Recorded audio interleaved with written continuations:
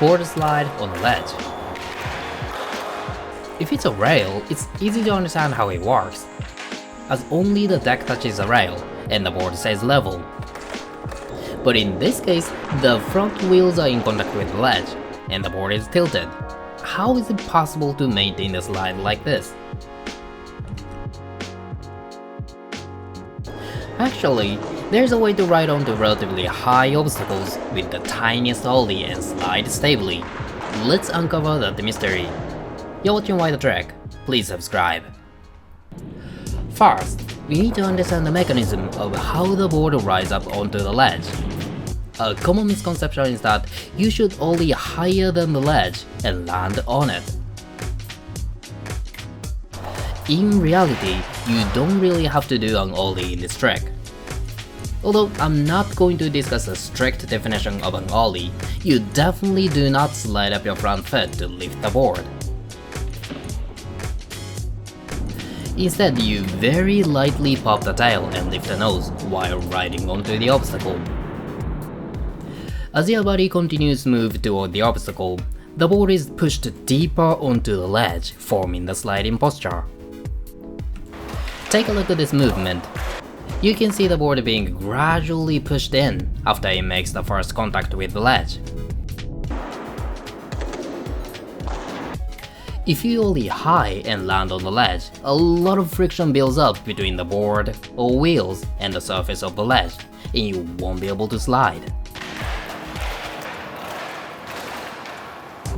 So exactly how far should you push the board in? In practice, you can slide in many positions.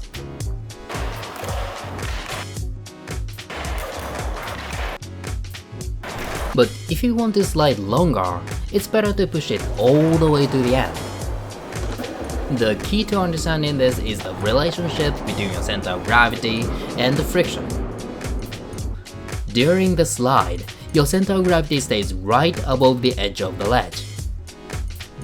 Now let's imagine how friction is affected when the position of the board changes while the center of gravity stays there. The shallower the lock, the closer the front wheels are to your center of gravity. Doing this transfers your weight directly onto the wheels, increasing friction. Sure, you can still slide without pushing in deeply. But in order to reduce the friction between the front wheels and the ledge, you need to shift your center of gravity further outward so you can distribute more of your weight on the board.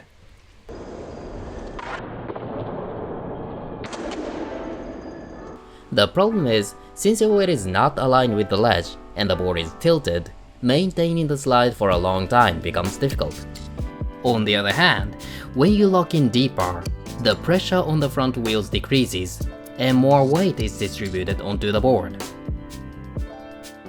Because the board has less resistance than the wheels, it slides more easily. With your weight directly above the ledge and the board leveled out, you can achieve a longer and more stable slide. There's another benefit of pushing the board onto the ledge instead of holding onto it. As the board presses in gradually, the rear wheels stay below the corner of the ledge. So no matter how much you push in, the rear truck will catch the ledge before you overshoot your board sideways. Now that we understand the theory, let's look at the actual movement in order. Approach the ledge almost parallel to it, or with a slight angle. As you get close, open your shoulders and lightly pop the tail to lift the nose. At this moment, your body is moving toward the ledge.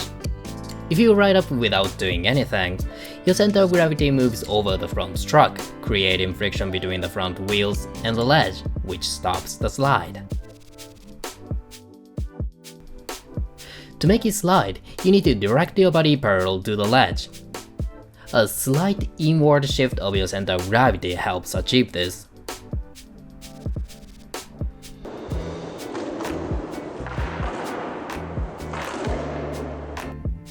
As you push the board onto the ledge, your body weight shifts even further in the opposite direction, allowing you to reach the correct sliding posture. You need to adjust the exact position where you lock in, depending on how slippery the ledge is.